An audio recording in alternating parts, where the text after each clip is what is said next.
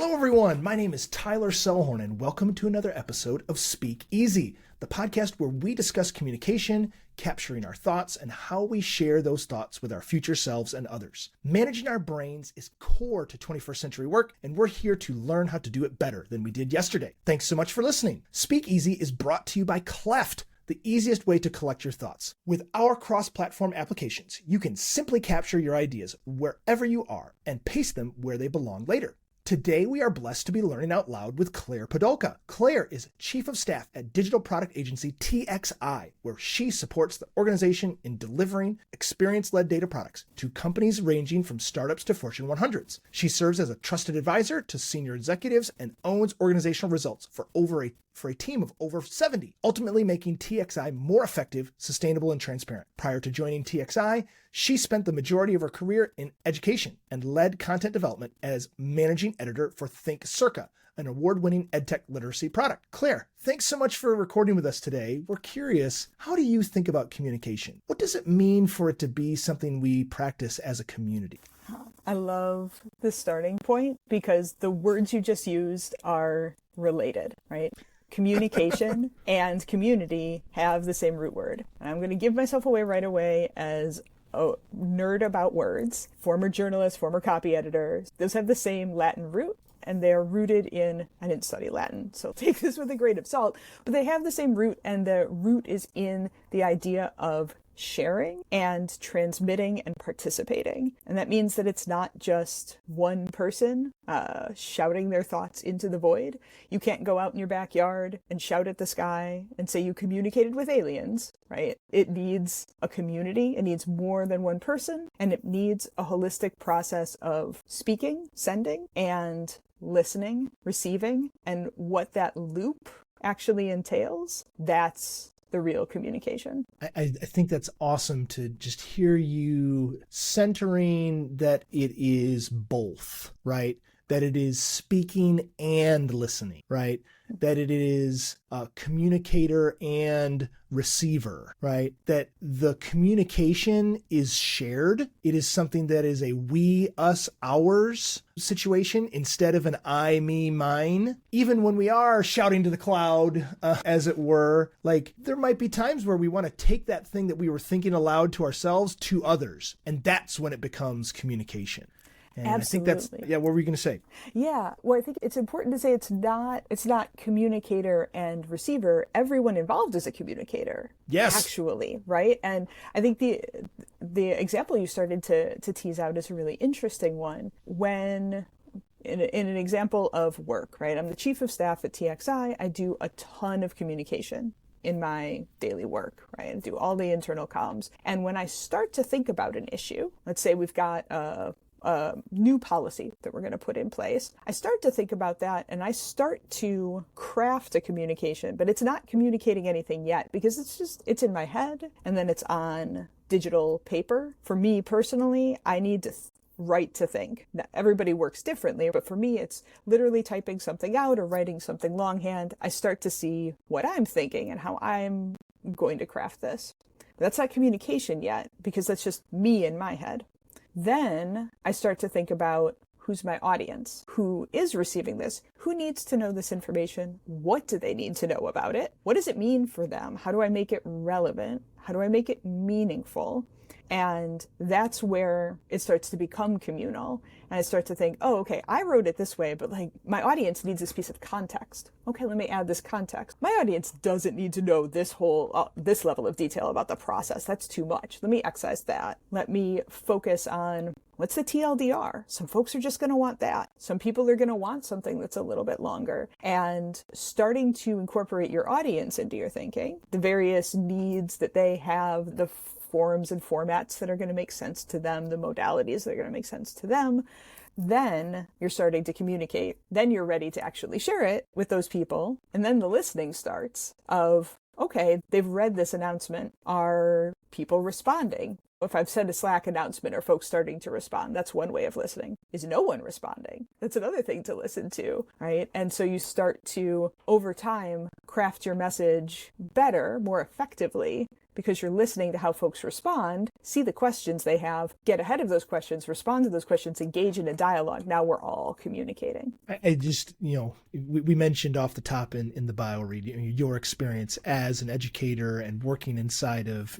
educational technology. And I just hear you thinking about all of the modalities of learning and of communicating and really trying to meet your audience where they are and where they most easily receive and make meaning for themselves in the communication. I think I am also hearing you like being outcome oriented, right? It's not what you wrote down on your piece of paper or in your notebook or like yes, full disclosure, this is a Cleft sponsored podcast on which you were thinking aloud to yourself on a Cleft note. But I think it's one of those deals where what you said and what you intended to communicate only matters if that's the message that was received. Because you need to check in. You need to do the check for understanding that you would do in a classroom. I taught algebra, right? It's very often okay, here is this process. Let's practice it together. Okay, does that make sense for you? Does that make sense for you? What's coming up for you? It's a conversation that's not just, I sent this, I taught this. It doesn't matter, right? What matters is what did the students learn? Mm-hmm. Yeah. Okay, so I guess maybe thinking of that in terms of inside of TXI, right? You brought up sending a Slack message. Help us like go back to that part where you're starting. You are a writer, right? You've got your own written process. I'm listening to you and writing things down as I'm listening. Where does that happen for you in terms of capturing your thoughts? Like for your own self, like before you even start communicating, when you have that message in mind, I want to communicate this. Where do you start? How do you get to the beginning of that thought that, you write it down, but how do you even start with your brain of getting ready to think that way? This is a very meta conversation. Oh yeah. Hi, it's Tyler. We're going to do the metacognitive stuff. That's how comes on board. No matter what, every conversation we're going to layers above. So yes, here we go. I'm into it. Let's go deep. I feel very like a motto for me is that phrase that sometimes gets attributed to Mark Twain, which is I would have written a shorter letter, but I didn't have the time. Yes. I need to write all of the thoughts. And when I first write something down, it's going to sound a lot like me. I can be a fairly voicey writer. I do, outside of work, I do live storytelling, and that is very personal and very voicey. I tend to write the way I think and talk, like on LinkedIn. If you look at my posts there, it's not like... Claire is a great follow, everyone. Make sure that you follow and smash that bell. I will attest to that. Yes. Oh, appreciate that, Tyler. But that's where I start. But that's not the most effective for the audience always, right? That's what I need to get the ideas out of my head. So I go very long, very narrative. There are no pictures. My brain does not work well with visuals.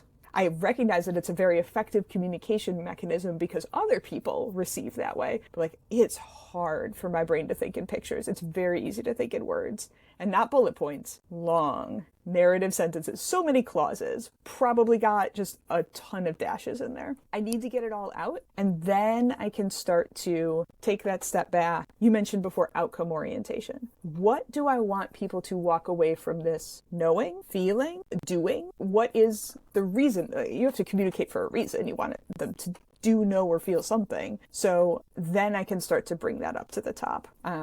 Make sure that is like clear and crisp.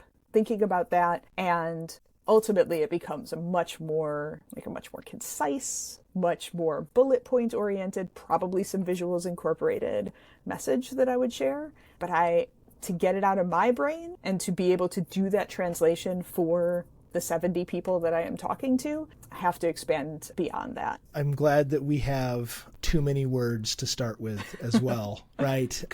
And I think that's such an interesting thing about brains, at least the two that we're speaking here today, like how these two brains work, that too many words is where we start, right? And I think that when we are inside of a space that doesn't have the time, as Mark Twain joked, or whomever actually said that and has been attributed to Mark. I think it's interesting that we very often, I know just this about you, Claire, because we've been internet friends for a long time, that your TXI is a mostly distributed team. And I think that it's interesting to see and hear how many of those distributed teams have chosen to optimize for writing, right? And having written things be the primary mode. And that some of the teams that have tried being distributed have struggled to adapt their processes because so much more of their experience is spoken, right? And I guess I'm curious to hear you think about and talk about where you fall on the spectrum of decision making as the chief of staff at TXI, where communication happens and what modalities are primary. You talked about being prosy and, start of, a thought, right? But then that end product, where does it live for you and in your best communication? For our best communication, we hit at multiple points, right? We want to offer many access points for people, but ultimately, like one of the things that we needed to do at TXI when we became all remote, because we were co-located before COVID and very highly co-located. People would be in the office all day long, very easy to just chat, grab somebody aside, etc. We needed to solve that library problem when we went all remote. It's one of the first things that we knew we needed to tackle. We happened to choose Notion as our knowledge management system. There are plenty of other great options out there, but that's the one that we chose. And so ultimately, that is where we push people back to, if you want to dig deeper, if you want to, read more on this, if you want to go back and refresh on what was announced, something in Slack fades away, right? It fades in the scroll. We do live meetings, but if you're not actually there in that moment, we push everybody back to Notion as the documentation source. And I think actually a great representation of how this works in a way that we've really got down, I think, to a science at this point is every month we come to our company and we do a state of the business presentation. So it's the folks who own our key annual goals come and we're sharing about progress toward those goals, blockers that we've encountered, successes that we want to celebrate. And we spend an hour synchronously talking to the folks in our company. We invite everyone to join. And that's great, but not everyone can join. You're out sick, you're on vacation, you have an important client call, you're not there right in that moment. So we record all of those and we make the recording and the transcript and the deck that we presented from all available in Notion. So when you're attending synchronously, you have the option to listen to the person who's speaking. You can look at the deck. So we've got some charts and graphs that'll be on there typically. We've got some pictures of folks out in the field with our clients, all those kinds of things that are visual communication. You have the opportunity to ask a question live. With verbally, you could ask a question in the chat. You could follow up with somebody one-on-one. While you're watching, while you're listening, there's closed captions going, right? For folks who would like that way to engage with the content. And then afterwards, we've got a recording, we've got a deck, we've got a transcript. And so if you're processing in the moment or you're processing afterwards, you get this very equitable opportunity to engage in multiple ways with the content, whatever's going to be best for your circumstances, your needs in that moment. I think that's awesome to just hear you thinking about how availability, right? Forces this leveling up of communication quality. Yeah. And I guess maybe take us back to the beginning of those state of the business meetings. Where does the ideation happen for what's going to be there? How do people come to the space of understanding, okay, these are the goals that I own in the business, right? Okay, but what am I going to, how do they think about what they're going to talk about in that meeting? What they're going to, they've got their 3 slides in the deck. Mm-hmm. Right? How do they decide what's going in that deck? Is it the same every time?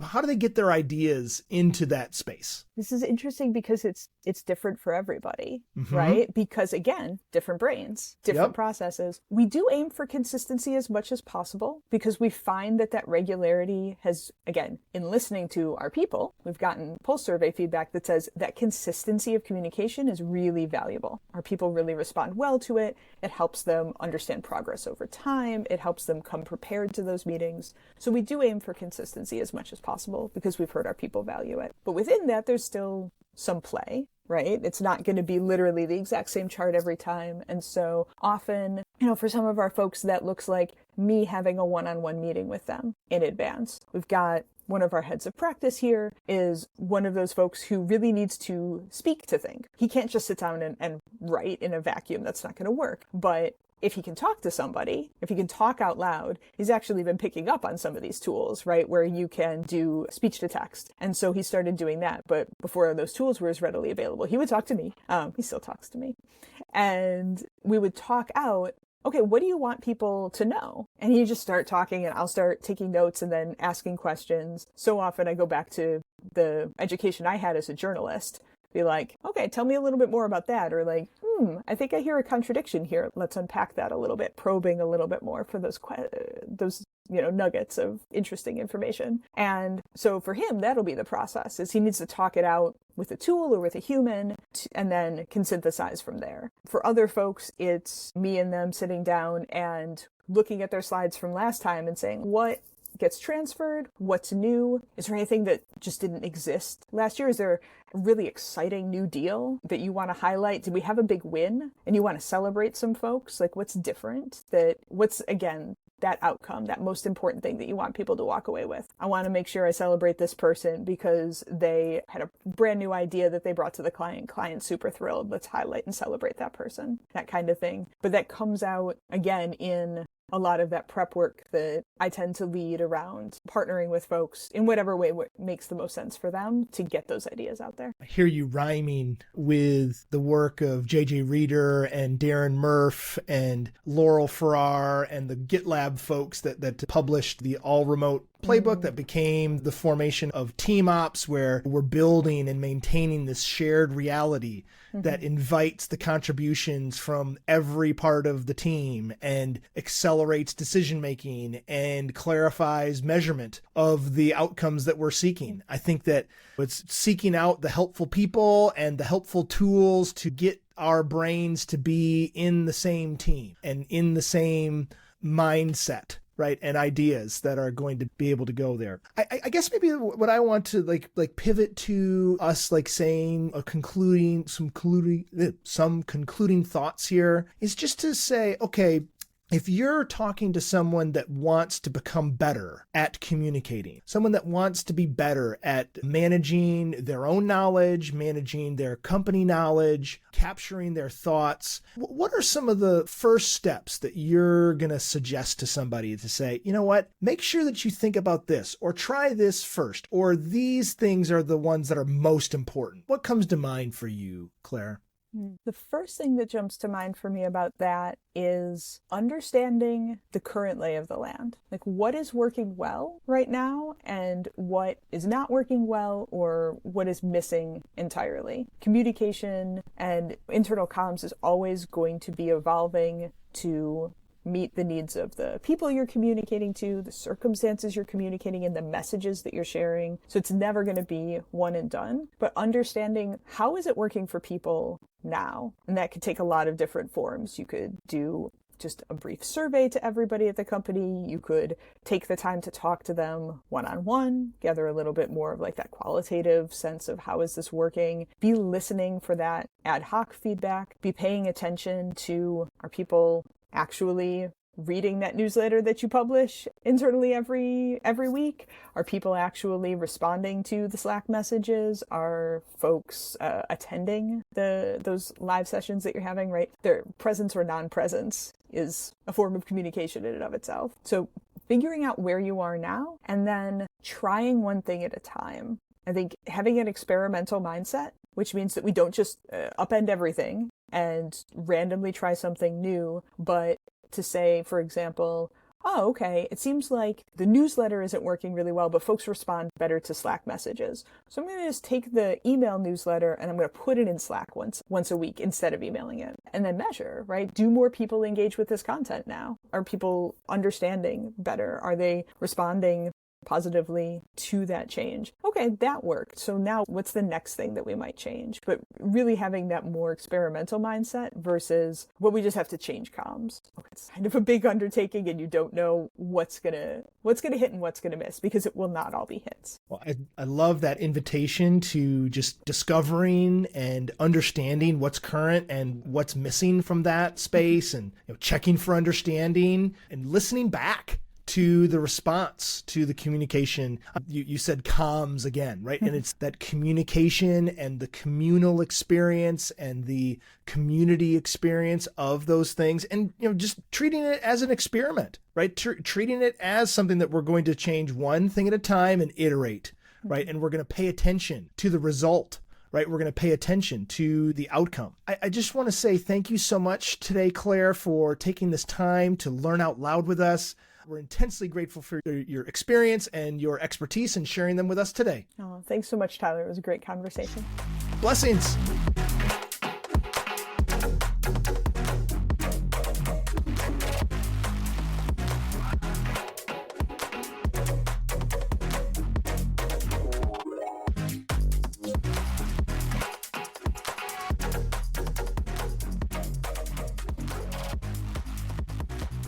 The Speak Easy podcast is brought to you by Cleft, the easiest way to collect your thoughts. With our cross-platform applications, you can simply capture your ideas wherever you are and paste them where they belong later. Check us out at cleftnotes.com. That's CLEFTNOTES.com. Thanks for listening as we think aloud together.